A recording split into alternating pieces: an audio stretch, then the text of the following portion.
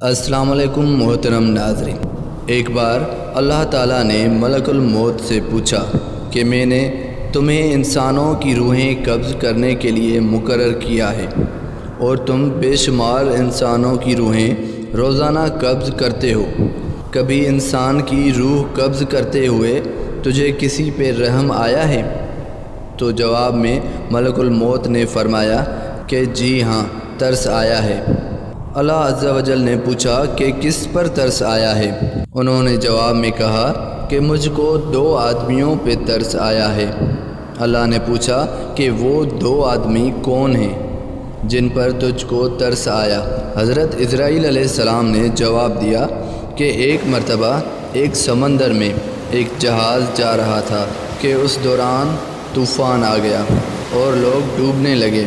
کچھ لوگ جنہوں نے تختوں کا سہارا لے رکھا تھا وہ بچ گئے۔ ان میں سے ایک عورت جو کہ حاملہ تھی وہ بھی کسی طرح ایک تختے پر سوار ہو گئی اور کنارے کی طرف جانے لگی۔ اسی دوران سمندر کے بیچوں بیچ میں اس کا بچہ پیدا ہو گیا۔ جب بچہ پیدا ہو گیا تو آپ کا حکم آیا کہ ماں کا روح قبض کر لو۔ میں نے سوچا کہ بچہ ابھی اس دنیا میں آیا ہے، اس کا نہ کوئی گھر ہے، نہ ماں نہ باپ اور نہ ہی کوئی رشتہ دار۔ اس کی ماں تھی، اس کی بھی روح قبض کرنے کا حکم آ گیا ہے۔ مجھے اس وقت اس بچے پر بڑا ترس آیا۔ اللہ تعالیٰ نے پوچھا اس کے علاوہ تمہیں کس پہ رحم آیا؟ جواب میں ملک الموت نے کہا کہ دنیا میں ایک بادشاہ تھا، اس نے اس دنیا میں ہی ایک جنت بنائی تھی اور اپنی زندگی بھر کا سرمایہ اس پر لگا دیا تھا۔ اس نے یہ عزم کر رکھا تھا کہ جب تک یہ جنت مکمل نہ ہو جائے وہ اس میں داخل نہیں ہوگا۔ ایک لمبے عرصے کے بعد جب جنت بن کر تیار ہو گئی، اس وقت اس نے اپنا ایک قدم اندر رکھا اور دوسرا قدم باہر تھا، تو اس وقت مجھے یہ حکم ہوا کہ اس کی روح قبض کر لو۔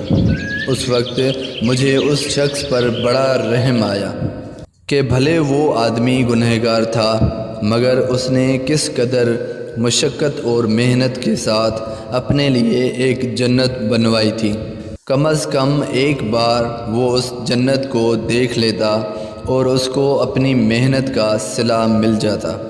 اللہ تعالیٰ نے فرمایا کہ اے ملک الموت، تم نے ایک ہی آدمی پر 2 مرتبہ رحم کھایا ہے، اس لیے کہ یہ بادشاہ وہی بچہ تھا جس کو تم نے تختے پر تیرتا ہوا دیکھا تھا، اور اس کی ماں کی روح قبض کرتے وقت تم نے اس بچے پہ رحم کھایا تھا۔ یہ وہی بچہ تھا جو بادشاہ بن گیا اور تم کو اس کی روح قبض کرتے وقت دوبارہ اس پہ رحم آیا۔